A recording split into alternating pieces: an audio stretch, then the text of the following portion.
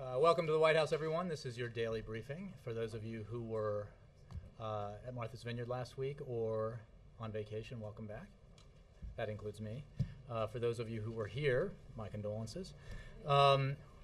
Before I get started on taking questions on other issues, I have with me today the administrator of the Federal Emergency Management Agency, Craig Fugate.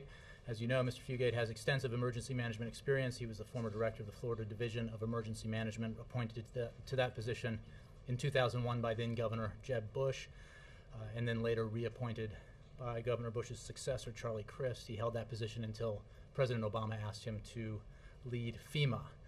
He is here to take your questions and give you an update on Hurricane Irene and its consequences. So why don't we have Mr. Fugate make a few points, take your questions on all issues related to Irene, and then I will take your questions on other issues. Thanks very much. Well, good afternoon. I think first, our condolences for the families who have lost loved ones. Unfortunately, Irene was a deadly storm. Reports are still coming in. I think open source, I've seen in the media about 21. We also know that there are several people still missing. And one of the things about these types of storms, we know, unfortunately, the death toll may continue to go up in the recovery phase through accidents and other things that happen. This has been my experience from Florida, where, again, as we urge people to use common sense and be cautious, don't drive through flooded areas. We got a lot of power lines down, and as crews are re-energizing, again, be very careful. We don't want any more people to lose their lives. But to the families that have lost ones, our condolences and our prayers are with them. Tropical Storm Irene dissipated and moved into Canada, but in its path as a hurricane, we started out in the Virgin Islands and Puerto Rico, which most of the damages were in Puerto Rico. President has declared Puerto Rico a major disaster area. We are providing assistance there. And then our attentions turned to the Carolinas as the storm began moving towards the East Coast. Prior to the arrival of Hurricane Irene, we had what we call an incident management team. These are federal employees of FEMA that are trained to go in, link up with the state prior to the storm getting there, so that we are prepared to support them both in the preparation phase but also in the immediate response phase. 18 of those teams deployed across the East Coast, as far south as Florida, all the way up to Maine. And again, as we saw the track of the storm adjust, we repositioned teams and we became increasingly concerned about possible impacts in the New England states. We put liaisons into those states as the storm moved north. We pre-positioned water, food, generators, tarps, and other supplies in incident staging bases based along the path of the storm. We were sitting ready to activate our urban search and rescue teams. We put our teams on alert. 3 of those teams have actually been now activated on standby and support in New York and in Vermont based upon the flooding there.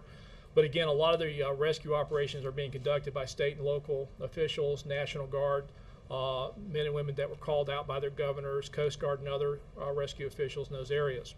As it stands now, we are still supporting in North Carolina requests for assistance as they go to the recovery phase and begin damage assessments. A lot of power outages, roads that were heavily damaged by storm surge, particularly in the Outer Banks, as well as a lot of debris in the eastern part of the state. As you move up the coastline, I'm sure you're all aware of the large numbers of power outages. Those numbers have come down since yesterday. Department of Energy is working with the private sector as they track those numbers, but we went from over 6 million down to 5 million, and again, those numbers look to continue to come down, but some areas are going to have some time to get all of the power back up. But probably the real story was as Irene was exiting and many people were focused along the coast, we did get some impacts of coastal storm surge, but not to the degree that we were concerned about. But heavy rain did occur along the interior parts of the path. That was a big concern we had as the storm moved north, and so we have seen record flooding in Vermont, record flooding in New York. We still have rivers that have yet to crest. The River Forecast Center for the Northeast was reporting that some of these rivers may not crest for 2 to 3 days, so the extent of impacts we still won't know. But again, many of these areas have been dealing with very dangerous flooding. Some of it has resulted in loss of life. To give you some idea of how fast this occurred, the rivers and the flooding were so intense that the Vermont Emergency Operations Center, their state emergency operations center, had to evacuate last night and relocate. We had already been working disasters in Vermont, so we had a joint field office that they were able to relocate to, and so they were able to continue their operations after moving.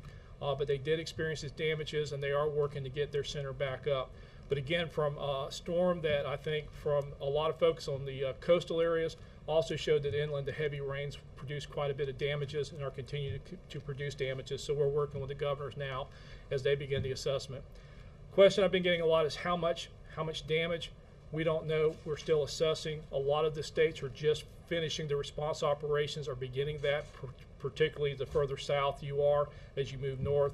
But in Vermont and New York, they're very actively still engaged in response operations, as well as Massachusetts and New Jersey, which are also experiencing flooding, New Hampshire and Maine. So with that, I'm open for questions. Do you have any figures to attach to the damage yet? Any idea how much the storm will cost? No, and I don't really estimate. Again, I don't like to give estimates because one of the things you're looking at is a lot of power outages. You see a lot of damages that are not going to be covered by federal dollars. We don't cover insurance losses. So some of the numbers you'll get from like insurance industry projections are actually what their exposure will be. Those won't translate into what the federal cost will be. So this will be, we do formal damage assessments with the states. We go in, look at those things that would be the responsibility of state and local government. We look at those damages. We look primarily at the uninsured losses. So until we actually get out there and do the damage assessments, we won't have numbers, but also understand that's not the total dollar figure. So you'll get loss of impacts. You're also going to have significant agricultural impacts in North Carolina and other states. And so USDA will be working with the state ag commissioners as they compile those costs. So the total dollar figure is actually from several different sources. What we will report will be the damages that would be eligible if there was a presidential disaster declaration for major, reimbursement assistance. Total number without power? The total number, and again, this number is fluctuating and it's coming down, but Department of Energy at our 12:30 conference call was reporting a little over 5 million, and that number had come down from a number that was a little over 6 million. But Department of Energy is tracking that very closely, working with the states and utilities and putting that number together as it changes through the days. Did Vermont take you by surprise completely? I didn't hear any warnings about Vermont. No, we knew they were in the area of heavy rainfall, and this is one thing that Director Bill Reed was trying to get people not to focus just on the center of circulation or on the coast. The heavy rainfall, particularly that this storm had a lot of rain ahead of it as it was moving ashore. The concern was where we could expect rainfall. In fact, if you went back to the Hydromet Prediction Center, they were putting out forecasts of these types of measures that we could see as far as rainfall. So it was something we were expecting, but the reality is with flash flooding, much of this occurred very quickly. In fact, in many of these rivers in Vermont, they've already gone back down. It was just a very quick response rate from the rain to flooding, and now we're looking at the damages. What happened to wind in New York? I don't have any specific right now. Given that this is the anniversary of Hurricane Katrina and you've talked about some of the lessons of Hurricane Katrina, can you speak specifically about what was learned then that helped you, the federal government, to be better prepared for Hurricane Irene? Well, you got to give credit to Congress who, one, passed the Post-Katrina Emergency Management Reform Act that clarified and gave clarity to FEMA's mission, but also cleared up some issues that were considered issues. Should we wait till a governor has exceeded all of their resources to then ask for federal assistance, and at that point do we respond? Or are we able to get things going earlier, not wait for that declaration without waiting for the state to be overwhelmed to get ready? And this is, I think, one of the keys we've learned is when we know there's a disaster that could occur, and again, we're working off that forecast, is not to wait until the state says we're going to need help. Part of this by getting our teams into those states with the counterparts of the governor's team working early. Not only are we there in case they need our help, we have a better idea of what to anticipate, and we have built that team so if we do have the impacts, we can go right to work. That, as well as the ability to pre-position resources, move them into areas before the states make formal requests. A lot of this was the mechanics that we learned from Katrina, but I think some of the other things that was directed in the legislation was we need to look beyond just what FEMA's role is, that we're not the team, we're part of a team. We really had to look at things such as how do you better integrate the volunteers and the NGOs and their capabilities, as well as the private sector. I mean, I was in Florida doing a lot of hurricanes, and quite honestly, when you get to the point where you find yourself setting up distribution points in the parking lot of an open grocery store because they brought a generator in, brought in emergency crews and got their store open, but you weren't talking, I could have probably gone where there was a greater need. So right now, one of the things we've done in this administration is we brought the private sector into FEMA's headquarters. We have a representative on a rotating basis in the private sector representing them, so we work as a team. And so right now, we're getting reports of stores opening, first in Puerto Rico when the initial storm hit, you know, looking at the big box stores that were able to get open, had a better sense that a lot of the things that we were concerned about, the private sector was able to get up and running, so we could focus on the areas that were flooded, mainly smaller towns and communities in the more mountainous areas of Puerto Rico. If 6 years ago today, when Katrina came ashore, FEMA's reputation was not enhanced by the operation there. Is there one single lesson from Katrina that has kind of reshaped FEMA and their response to this? We can't wait to know how bad it is before we get ready. We have to go fast. We have to base it upon the potential impacts. That's why we look at these forecasts we get from the Hurricane Center, and we make decisions based upon what the potential impacts could be. If you wait till you know how bad it is, it becomes harder to change the outcome. And how good was the forecast? How, did you expect Hurricane Irene to be what she turned out to be? Was the forecasting good enough? The track of the forecast, I think they've looked back, and the National Hurricane Center will give you that update of what they saw, but I think the track was only about 10 miles off of where they actually thought it was going to come ashore. But the intensity of the wind speed, but that's something, I'm gonna be honest with you folks, of all the things we know about hurricanes, the track forecast we have the greatest. We've seen the science has really improved that in my career, to where if this had been 10 to 15 years ago, Florida would have had to evacuate based upon this track. You remember seeing the satellite, how big that storm was and how close it was to the state of Florida?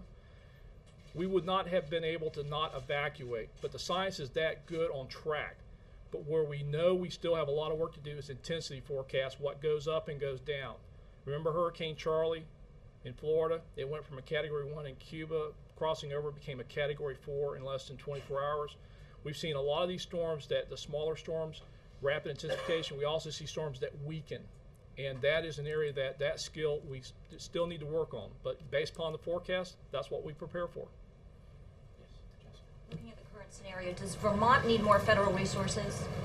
Again, the response phase, and we were talking to we have a conference call each day with all of the state directors that are impacted. The state director reported they have what they need. They're beginning to look at their damage assessments, and it is likely we'll be doing damage assessments with them to determine if they're going to need more assistance to recover. But in the response phase, they advised us they had what they needed, and they appreciate the fact we had resources standing by. April.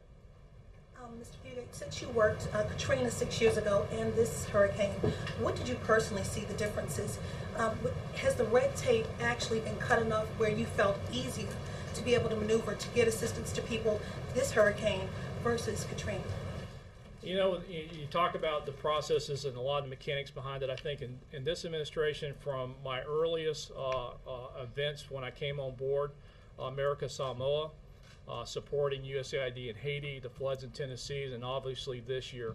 The one thing that's been impressed upon me by the President is we go as a federal team and we bring all our resources together.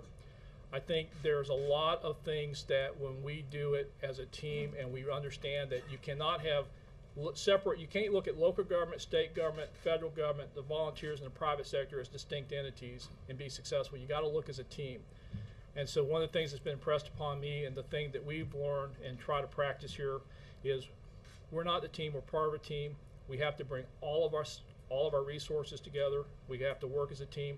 We have to be focused on the survivors and the emphasis on speed to get there, get stabilized, to figure out what the next steps are without waiting to ask all the questions. Well, how bad is it? What do you need? We know generally in these types of events what most likely is going to be required. Let's get moving it. If we don't need it, we can turn it off. But you don't get time back in a disaster. Look at what was happening at Katrina in the first 72 hours. That once you got past that point, there was not much more you could do to change that outcome. And then things were just cascading one on top of the other. So would you say that 6 years ago people were working as a team? I think there was a lot of things at the federal level that Congress addressed in the Post-Katrina Emergency Management Reform Act that certainly made my job easier to work in that team environment. Carol? Do you have an exact figure on the amount that's left to the disaster relief fund? No, not today. I think earlier in the week we had gone below $1 billion and we're around 900, and I'm not sure what today's figure is. But that's one of the reasons why we implemented immediate needs funding, was to preserve funding for the existing disasters. This is one thing I want to make clear. We said we went to immediate needs funding, and a lot of people thought, well, the people that have been impacted by the tornadoes and floods, we're going to take that money away from them. The survivors that are eligible for assistance are still getting funds. Individual assistance programs were not affected by this, nor was any protective measures or any debris clearance or any project that had already been approved. The only thing that we have postponed is new projects that are permanent work that had not been started when we go into immediate needs funding. And that is to ensure that we still have funds to do this response, continue to meet the needs of the survivors of the previous disasters, as well as supporting the initial response to Hurricane Irene. So the criticism from Congressman Blunt out of Missouri is inaccurate? Well, again, for the individuals that we're helping, for the cleanup and for the emergency costs, we're continuing that. But for any projects that have not come in for approval, we're not going to be able to fund those at this point. We're going to postpone those. They're still eligible, but we won't be able to start new permanent work, such as permanent construction, repairing damages from those tornadoes. Bill, if I could follow up on the money question. I mean, we've had the earthquake, we had the tornadoes, and now we've got this hurricane. Is there any risk of, do you have a bottomless pool of money for state assistance, or when do you run out? Well, that's one of the things we've been working on, and that's why we went to immediate needs funding. There was too much unknown about Irene, and looking at how many states were going to be impacted. We knew, and we had actually knew that going into our end of the fiscal year, we were going to get close to the point where we would have to look at immediate needs funding at some point. Our goal was to continue to be able to respond to the open disasters and maintain enough reserves for the any new disasters until we get into the next fiscal year. But Irene was obviously something we felt it was just prudent. We weren't out of money, but we wanted to make sure we had enough money available to continue supporting the survivors from the past disasters, as well as start the response to Irene. The pool is $1 billion, and after that, you're done? No, we actually had more money earlier this year. We also had, the disaster relief fund is something that's an appropriation that we get. It's also something that, because of older disasters, we close out, we put money back in. But it is, we generally look at that when we get down to about $1 billion. We want to make sure that we can continue supporting the survivors for all the old disasters, as well as any new responses. Going into September being the peak part of hurricane season, and with Irene, we didn't want to get to the point where we would not have the funds to continue to support the previous impacted survivors, as well as respond to the next disaster. Okay. Thank you all very much. Thanks. Administrator Fugate, appreciate it. All right. Thank you.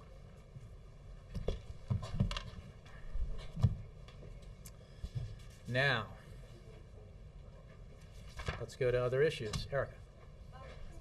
Talk about Alan Kruger's appointment today. He's a previous member of the administration who seems to be viewed as a continuity pick.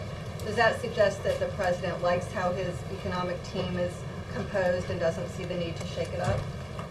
I think he picked Dr. Kruger because he's an excellent economist whose particular skills are more relevant than ever in the economic environment we find ourselves in. He brings a lot of experience to the table, both as an academic and through his service in the Treasury Department of this administration, the Labor Department of the Clinton administration. His expertise in the labor market is particularly relevant as we focus on the need to grow the economy and increase job creation. He looked for the best possible choice and found him in Dr. Kruger. Do you believe that he'll bring new ideas to the table? I believe that he's an excellent economist and a dynamic economist with a lot of experience, and will be an important member of the economic team, yes. And on the president's job speech, he shared with us that it'll be next week. What day is it going to be? We don't have a date to announce. I will repeat what the president said, that you can expect it next week, but I don't have a date or location to give to you today. What is the reason for not telling us when it's going to be? It could be because we haven't finally decided. And when we have an announcement to make, we'll make it. That would be the Heated debate. No debate, just figuring out the best time for it, best location. So you don't know when or where it's going to be at this point? Actually, the decision has not been finally made. Thank you. Yes. Jay, does the White House have any more information or ideas about where Gaddafi is? No, we have no indication that he has left Libya.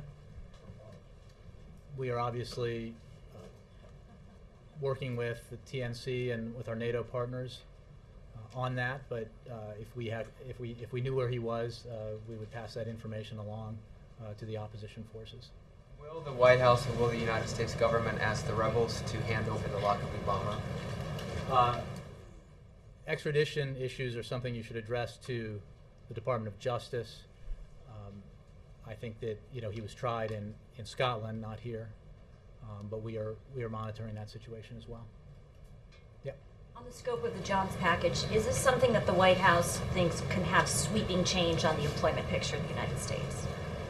The President will propose, as he has said in the past, initiatives that will have a direct impact on economic growth and job creation, substantial impact, as measured by middle-of-the-road, unaffiliated, nonpartisan economists. They will be measures that should have bipartisan support, and that he expects will have bipartisan support because everyone's focus in Washington, whether you're a member of Congress or a member of this administration, ought to be on getting this economy moving and faster and hiring and the need to hire more people faster. So it will have a measurable impact. And if the entirety of his proposals were passed by Congress and signed into law, that impact would be very beneficial to the economy and to employment. Given that emphasis on the bipartisan nature of these proposals, has he consulted with Republican members of Congress as they've developed these ideas? I don't have specific conversations or meetings to read out to you. The President has consulted widely beyond the administration. He has spoken to you about a number of specific ideas that he has that you can assume will be part of this, that would have a direct impact on job creation and economic growth. But there will be other ideas that will be new to you as part of this package. Finally, given the administration's statements lately about the intransigence of Republicans in Congress, is this in any way a measure that the White House expects to be dead on arrival and is essentially a political I don't, because package? It's not a political package, because it is actually the precisely opposite of it.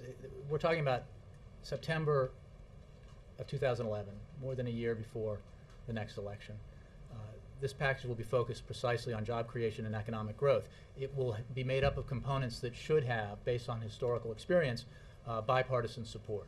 And to the extent that politics is involved, and we hope involved in a helpful way, it will be in the sense of immediate urgency that members of Congress have upon returning from their states and districts, having heard from their constituents the amount of frustration that is so palpable out in America with the partisan posturing and political bickering that's taking place here, that's getting in the way of obstructing our ability to do the things that the American people want us to get done. I mean, we saw this during the deficit and debt negotiations, the debt ceiling crisis. There's an enormous opportunity here to accomplish big things that the American people want accomplished, and it could be done in a bipartisan way. And that includes job creation measures, economic growth measures, and fiscal soundness measures. And our hope and expectation is that the members of Congress from both parties will come back with a heightened sense of urgency to put the American people ahead of party, ahead of politics, and to do something right for the economy. Yes? When will the President go visit any of the areas that have been hit by the hurricane? And I don't have a scheduling announcement for you at this point. I don't have an announcement of any of that nature to make. He put out a statement on Katrina 6 years later. Does he feel that the federal government is significantly better in its reaction now than it was 6 years ago? Well, I think Administrator Fugate addressed that and addressed it from firsthand experience, and I think his answer was yes, basically. But President Obama particularly, does he feel that on his watch, yesterday he said if you need something, tell me about it. Mm-hmm. Does he really think that the federal government is in a keener position? He thinks that his administration has, from day one, tried to be proactively responsive in the case of natural disasters like hurricanes, floods, tornadoes, and that posture has been the right one to take. Others will judge whether or not FEMA's response, the federal government's response, has been adequate. We are certainly, the President is making sure that all resources available, all aspects of the federal family are focused on this, led by Administrator Fugate, and again, the assessments will be made by others. We have heard some positive ones, but as the President said yesterday, and as Administrator Fugate made clear today, this is not over. There are still impacts to be felt in certain states and a lot of recovery to be done. Yes. Nora? The President has given at least half a dozen job speeches already this year by CBS News count. What's different about this speech? Well, you make a good point in that the focus on jobs has been unbroken in this administration since the day he was sworn into office. The President was sworn into office in a month where the American economy experienced more than 700,000 jobs lost. Where that first quarter of 2009, the economy contracted at, I believe it's over 8% is now or maybe that was the fourth quarter of 08, but an incredible amount of shrinkage. So this has been the primary focus of this President and this administration since we came in January 2009. We are constantly looking at ways to continue to grow the economy and create jobs, and we obviously, for a variety of reasons, the economy slowed and experienced headwinds, and we have not been chipping away at unemployment at the rate that we need to be, and the President feels very passionately that we need to take new measures to ensure that the jobs are created and the economy grows. So your point is well made in that this has been a consistent focus of the President's, but that focus will not diminish at all in the coming months or years. I was asking a question, not making a point, but that his focus is unbroken on jobs, and yet unemployment is up 25% since the President took office. What's his record in terms of creating jobs? I understand that you're not making a point, Nora, but I think anyone... Jay, the question who is, didn't what's wake different up- in this new speech? What is going to Well, be I different? think you will see what the President proposes to enhance growth, enhance hiring, and you will judge then what's different about it, the new ideas that are contained within it, as well as ideas that you've heard about. But I think I can't let the premise go uncommented on when you talk about the amount of job loss in the time since the President was sworn into office. I don't think anybody, except the most fervent partisan, would suggest that the 8 million jobs lost because of this recession were lost because of actions that this President took. Those jobs were lost within the 4 months, in the months prior to his swearing in, his inauguration, and in the months thereafter. Since this President's economic policies had a chance to take effect, there have been more than 2 million private sector jobs created. The economy has grown, albeit not at a pace that satisfies him or any of us here in the administration. And that's just a matter of absolute record and fact, indisputable.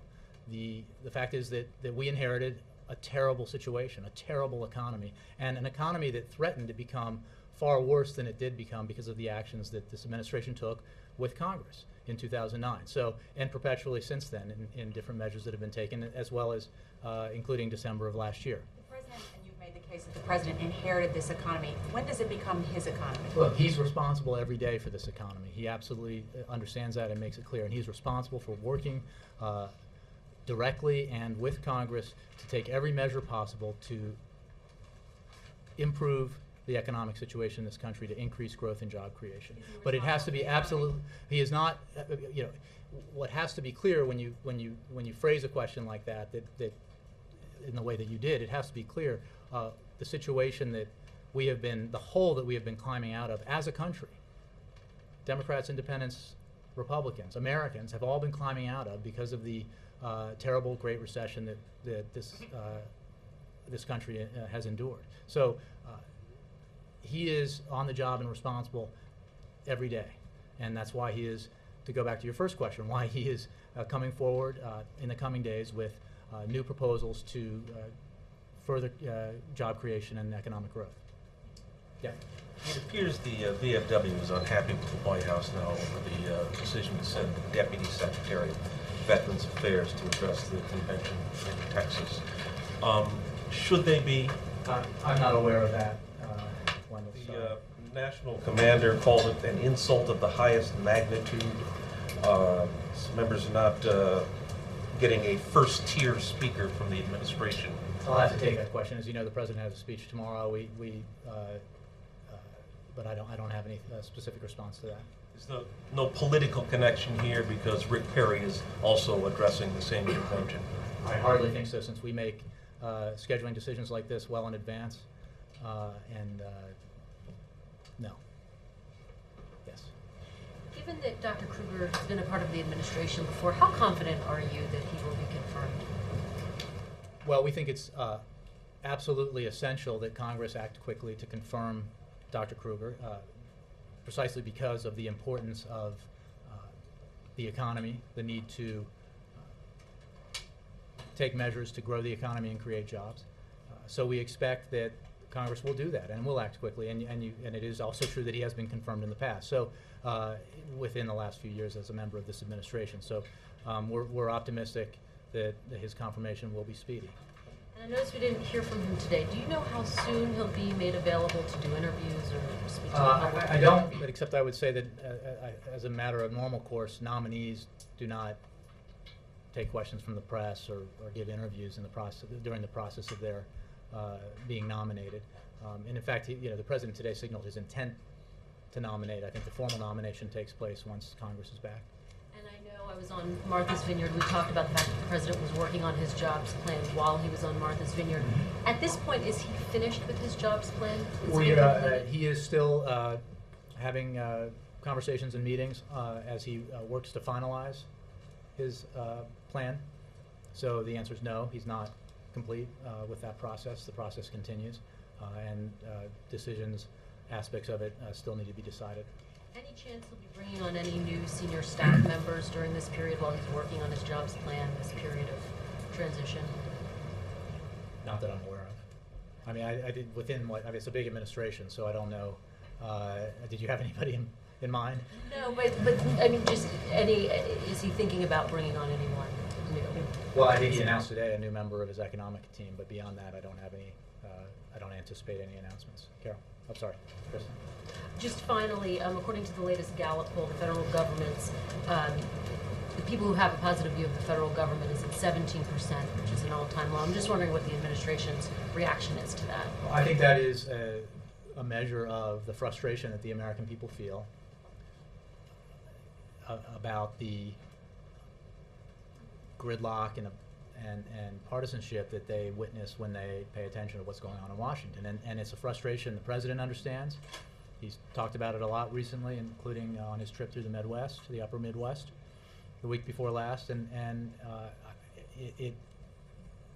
That number sends the message, or should send the message, to everyone who is chosen by their constituents to represent them here in Washington to get things done, to do exactly what their constituents want them to do, which is to represent them and get things done. We have a divided government. We have one party in control of one house of Congress, another in control of the other, president here in the White House. We need to work together to get things done, and we don't have the luxury of, at least the American people certainly don't believe that we have the luxury of spending a lot of time bickering and posturing when there are obvious and essential things that we can do to grow the economy and create jobs. And that's what the president's focused on. That's what he will put forward next week, as he said. And he expects that coming back from their recess, members of Congress will feel that sense of urgency as well. Carol.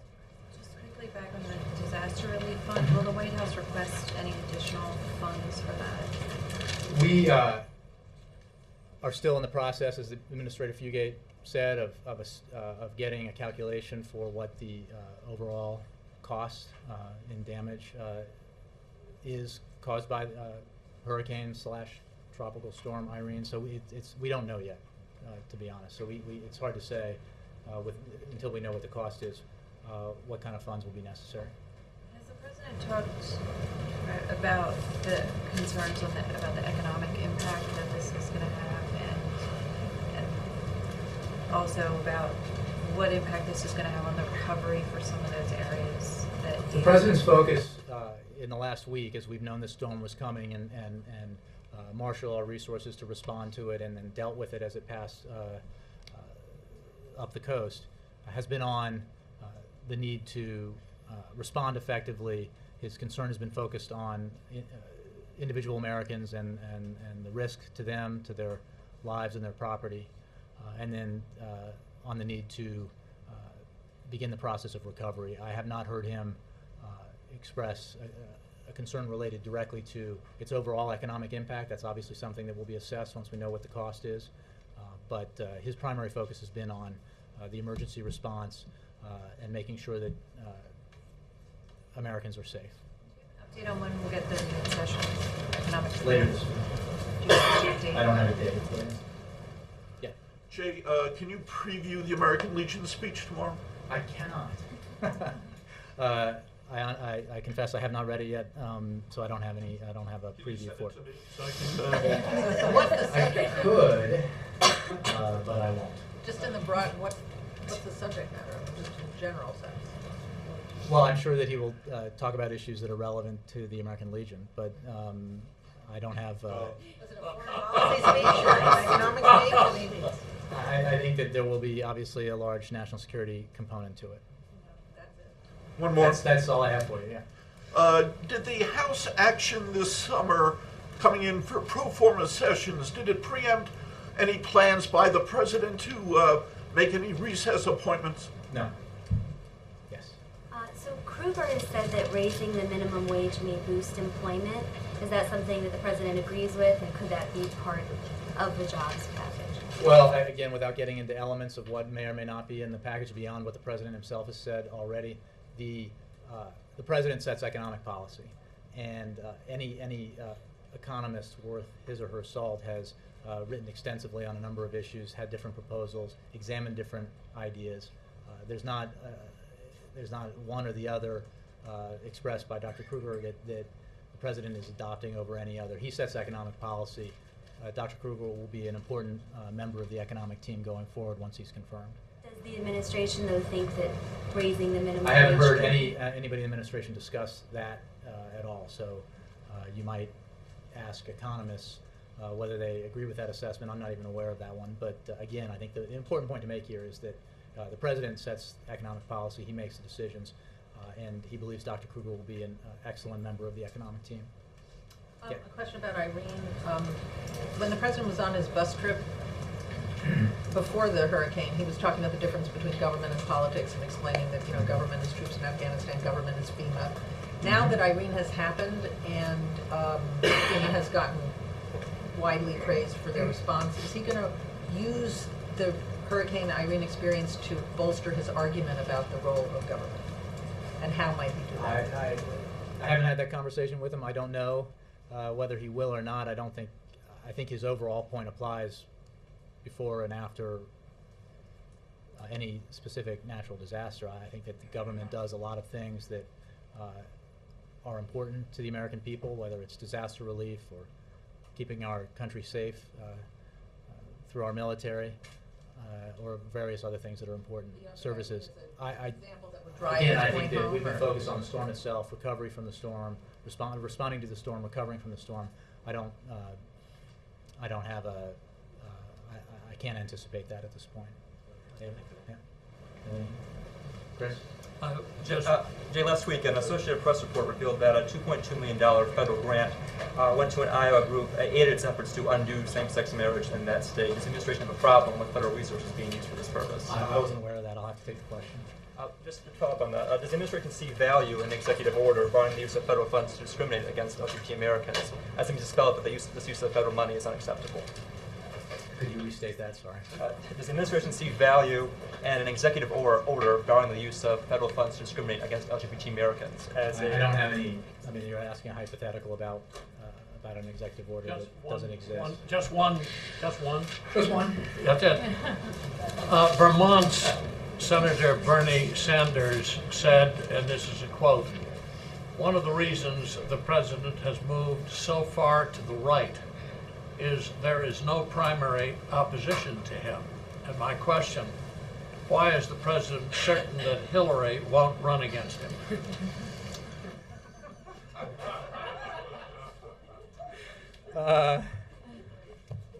You win the award for originality today. The president's focused not on any election. He's focused right now on doing his job to grow the economy, create jobs, ensure that Americans who are in the path of this hurricane are taken care of. I understand, That's what he's focused on. So you're he has running no away from this question. I mean, can you guarantee that? Are you sure have to that ask. Hillary is not going to run? You'd have to ask her. We're fairly confident that we need to focus on the task at hand. Jay? Carrie? In terms of the jobs package, can you say how much it might be worth, tens of billions of dollars or hundreds of billions of dollars? Could. Look, the president, again, I don't have specifics for you, or I don't have specifics I will give you today on what the president will propose. You've heard some of the ideas that are likely to be part of it. There will be other ideas that you have not heard. I anticipate that. I don't have figures for you, or I'm not going to preempt the president by putting that forward. And the new nominee for CEA, can he have, since he's just a nominee now, can he have any role, or has he had any role in the jobs deliberations, either before the nomination today or through? Well, he's not had any role up to now. You know, he's been in at Princeton University since he left the administration, the Treasury Department, and my understanding is the way this process works that he will not have a role until he's confirmed. I can check that on you, but that's my understanding. Yeah. Jay, is New Orleans a special case city 6 years out, or is it an American city that still has challenges? A regular American city? Well, I think New Orleans is a unique city in many ways, and that are separate and apart from what happened to New Orleans during because of Hurricane Katrina. I'm not sure what specifically your question goes to. I think that it was an historically terrible hurricane with historically disastrous after effects, and that's how it's viewed by this administration, even this many years after. And also, last week with the earthquake, we never got word about if this White House actually was shaken, if anything happened. Could you give us a readout on the earthquake effects here at the White House? I have to get back to you. I wasn't here. I did get a phone call in the middle of the night where I was to learn about it. But my understanding is that for those who were here, I have friends who were in Washington. You could definitely feel it here. But I believe the Secret Service, there was an evacuation. Assessments were made that everything was fine and people came back. Did anything happen structurally to the building? That's what Not that I'm aware of. Yeah. Those new glasses? They are. The better to see you with. Do we look any better or worse? You guys look great, actually. You seem. People seem to have gotten a little. I needed, as the ravages of age have taken their toll. I needed a new prescription, so I threw in new frames as well. But I'm glad. Really, I thought they were sort of retro nerdy. No. You look like Clark Kent. You look like. I like that. Yeah, you look like Clark Kent. Victoria. Within a couple of minutes of the president's announcement this morning, the RNC was putting out talking points, pretty much portraying Alan Kruger as a wild-eyed liberal, sort of leaning towards Lenin. And so what I'm wondering is, why would you think that the Republicans in the Senate would be wanting to confirm him, particularly considering how much gridlock there already is in the Senate with confirmations? Well, having confirmed them before, that might be one reason. But another reason might be the assessment of former chair of the Council of Economic Advisors under President George W. Bush, Greg Mankiw. Kruger, he said, is a, quote, excellent choice. And he endorsed the forthcoming announcement as an excellent choice by President Obama. Another endorsement came from President Reagan's CEA chair, Martin Feldstein. His experience, this is referring to Dr. Kruger, at the Treasury will give him a running start in his new job. Alan is an expert, and there have been numerous others who have weighed in with a similar assessment that Dr. Kruger is an excellent economist, an experienced one, whose background is particularly suited to the current economic environment, and his advice will be very welcome. Thanks very much.